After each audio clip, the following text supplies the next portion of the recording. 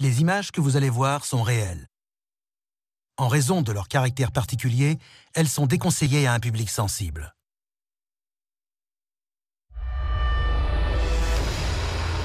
Depuis des années, nous entendons de terrifiants récits. Ceux d'êtres humains arrachés à leur lit en pleine nuit par des extraterrestres, se servant d'eux comme cobayes. Ils vous prennent et c'est fini, personne ne le saura jamais. Certaines victimes pensent que leurs ravisseurs ont laissé une trace de leurs méfaits. Un corps étranger intrigant enfoncé dans leur chair. Un implant extraterrestre.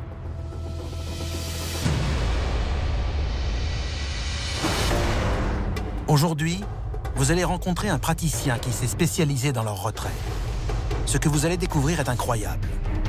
Ce sont les images authentiques d'une opération. C'est l'ablation d'un objet extraterrestre. Puis nous vous révélerons la raison qui pourrait pousser une intelligence d'un autre monde à poser ses implants sur les êtres humains.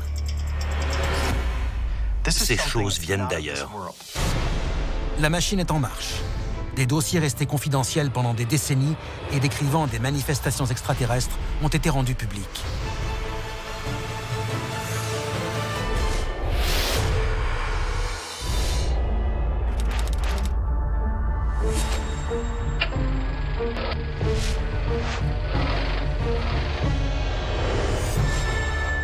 Nous allons révéler le contenu de ces documents et découvrir ce que le gouvernement américain voulait cacher.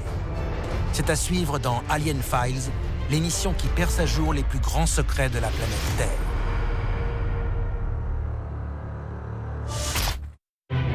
C'est une journée comme les autres dans ce laboratoire de Thousand Oaks, en Californie. Roger Leir se prépare à opérer un patient. Mais cette intervention n'a rien d'inhabituel, bien au contraire. Un corps étranger a été découvert dans ses chairs. Un objet que le patient et le praticien pensent venir d'une autre planète. L'opération consiste à retirer un implant extraterrestre. Et les images que vous allez voir sont réelles. Il s'agit d'un phénomène rare, signalé par un petit nombre de victimes d'enlèvement. En général, ce sont des petits objets métalliques. Ils apparaissent en tout cas comme tels au rayon X.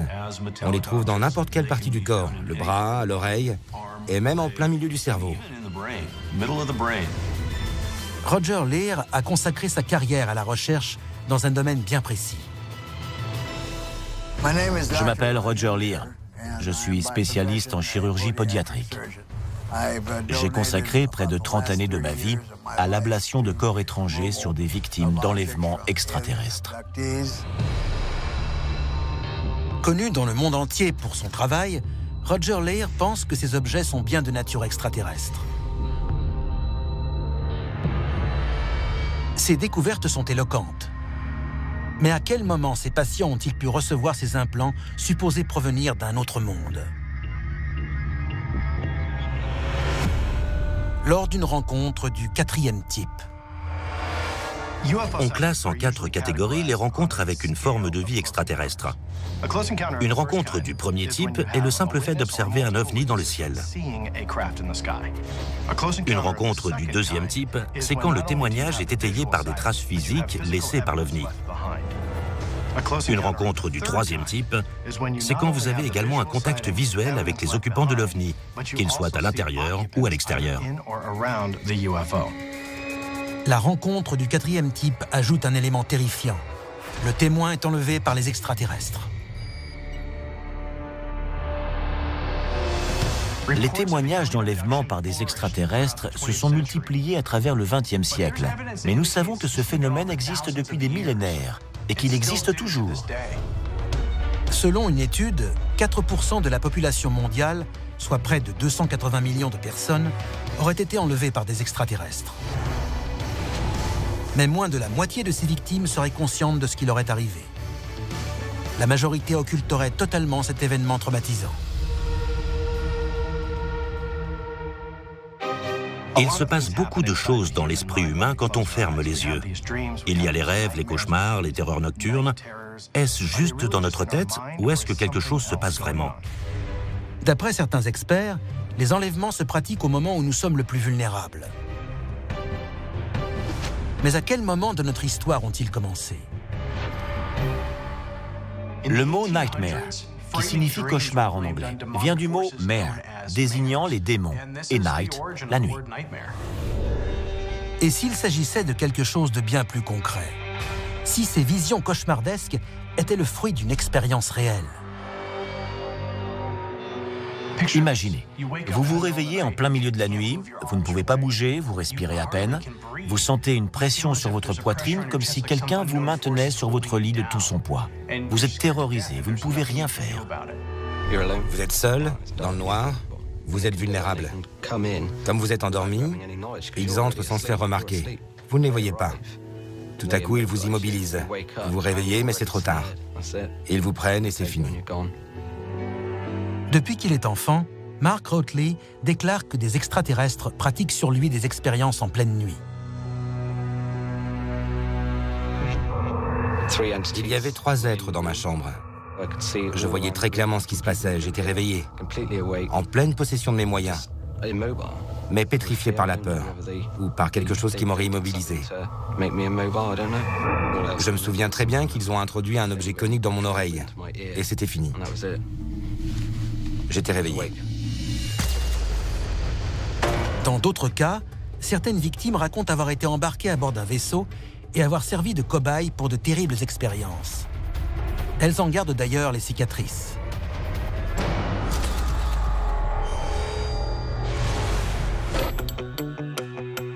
Depuis des décennies, des victimes racontent avoir été enlevées en pleine nuit par des extraterrestres. Certaines sont soumises à de terribles expériences. Mais comment savoir si leurs ravisseurs étaient bien des extraterrestres? Une rencontre du 4e type se passe en général la nuit. La victime est endormie dans son lit. Il y a différents types de témoignages. Parfois, il s'agit juste d'un contact visuel. D'autres fois, les victimes ne se rendent pas compte de ce qui s'est passé. On peut voir sur certains documents vidéo, comme ces images tournées en Floride, une forme étrange pénétrant dans la chambre d'une victime avant un enlèvement. Cette caméra avait été placée par un individu persuadé d'avoir été enlevé par des extraterrestres et cherchant à en apporter la preuve. Si ces images sont authentiques, alors on assiste là à l'approche furtive d'un alien vers une pauvre victime humaine.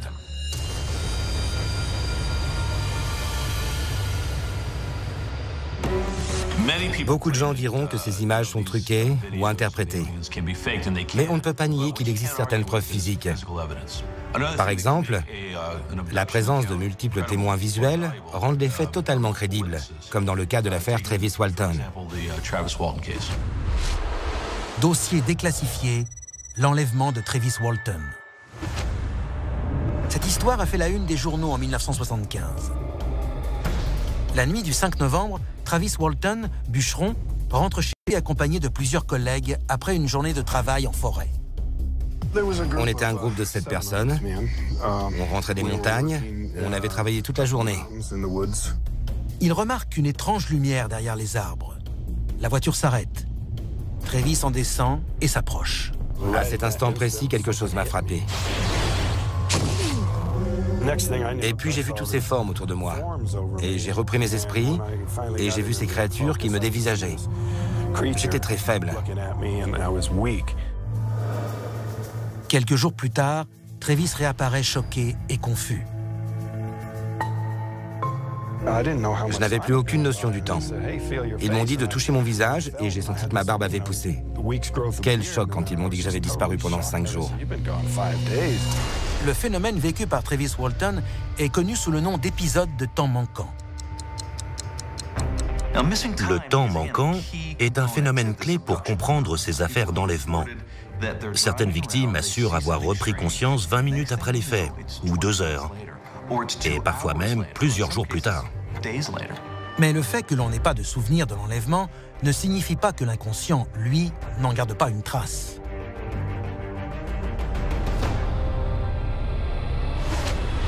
Dossier déclassifié, souvenir d'enlèvement. Des lumières venant d'eux, et dans le ciel, qui nous éclaire. Ces images montrent une séance d'hypnose régressive conduite par Evan Smith. Elle fait revivre son enlèvement à un patient ayant vécu un phénomène de temps manquant. Je n'aime pas ça. Je ne suis pas libre. Je suis retenu contre ma volonté et je n'aime pas ça. Les séquelles psychologiques des victimes d'enlèvement en disent long sur ce qu'elles ont vécu. Et parfois, des séquelles physiques viennent compléter le tableau. Il arrive qu'à son réveil, ou plusieurs jours après son enlèvement, une victime réalise que des cicatrices sont apparues sur son corps. Ce sont souvent des marques profondes, des plaies avec perte de matière parfois, parfaitement cicatrisées.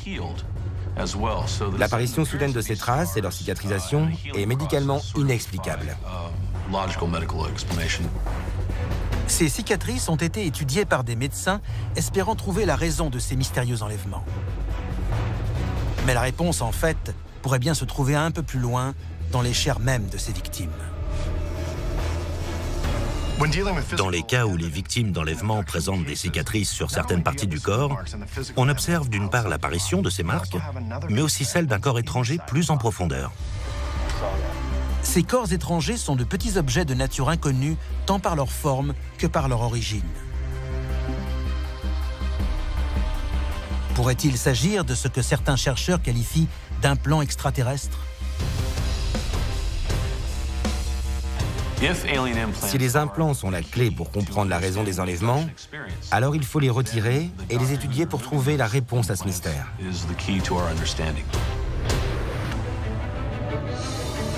Les enlèvements extraterrestres ont nourri l'imaginaire des auteurs de science-fiction depuis bien longtemps. Mais pour beaucoup, c'est une pénible réalité.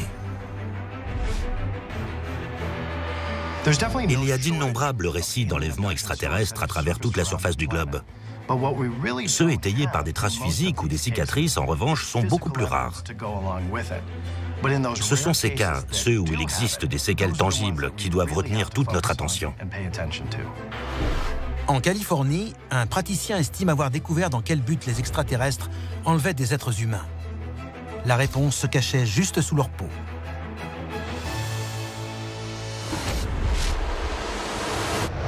Dossier déclassifié, la chasse aux implants extraterrestres. Roger Leir s'est lancé dans l'analyse de ces mystérieux corps étrangers. Nous avons établi que dans environ 10% des cas, les individus enlevés par des extraterrestres se retrouvaient avec des corps étrangers visibles par radiographie, scanner et même par IRM. Il n'existe aucun point d'entrée, aucune cicatrice. Impossible d'expliquer comment c'est arrivé là. Roger Leir est un pionnier en matière d'implants extraterrestres. C'est un homme qui a fait de longues études, notamment en anatomie, qui a découvert par hasard la présence de ces corps étrangers et qui s'est penché sur leur étude depuis des années. Et il a compris que la communauté scientifique passait à côté de quelque chose. À l'origine, Roger Leir ne croyait pas à ces phénomènes. Mais un jour, un de ses patients l'a consulté pour un corps étranger dans le pied. Ce patient assurait l'avoir reçu pendant un enlèvement extraterrestre. À cette époque, j'opérais déjà depuis 25 ou 30 ans. J'ai pratiqué l'ablation du corps étranger, mais je l'ai trouvé bizarre. Je n'avais encore jamais rien vu de pareil. Il était en forme de T parfait, recouvert d'un revêtement gris foncé, impossible à disséquer.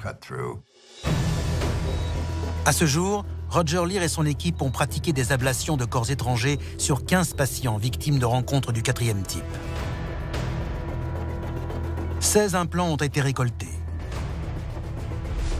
Apparemment, ils seraient tous d'origine extraterrestre. Ces objets ont rarement été montrés au public. Ils présentent des propriétés étranges. Regardez. On va vite le mesurer. Mais comment savoir s'ils ont vraiment été placés par des ravisseurs d'un autre monde?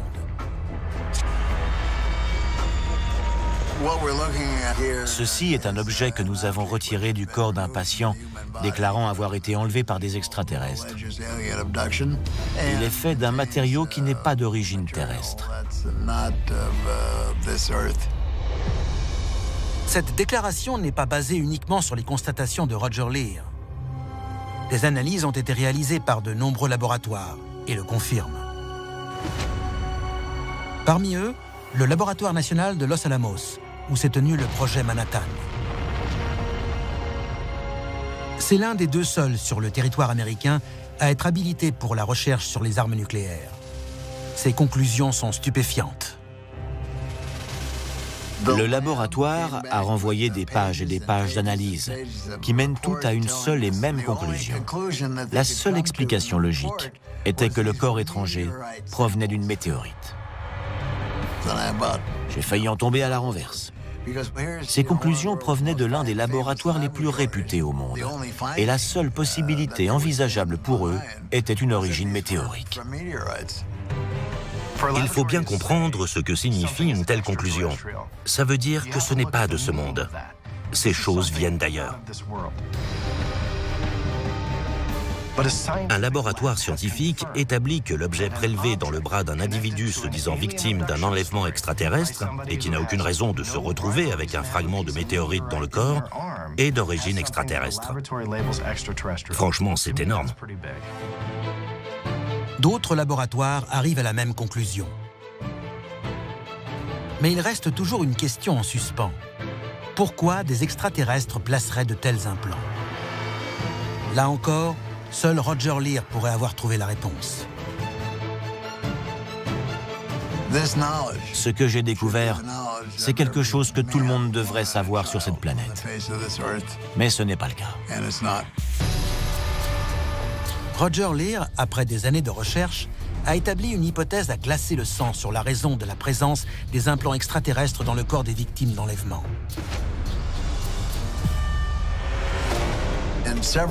Dans plusieurs cas, ces patients se sentaient comme hantés par quelque chose et se sont sentis libérés une fois l'implant retiré. Ce sentiment de liberté s'expliquerait-il par le fait que les patients ne sont plus sous l'emprise de l'implant? Si c'est le cas, peut-être que leur rôle consiste à prendre le contrôle de la population et de ce fait de notre planète. En maîtrisant une population, vous avez la garantie de pouvoir envahir son territoire grâce à un objet minuscule. En tant qu'êtres humains, nous pouvons choisir d'affronter la menace extraterrestre. Mais si ces implants sont en nous, nous serons peut-être dans l'incapacité de nous battre. C'était Alien Files, l'émission qui perce à jour les plus grands secrets de la planète Terre.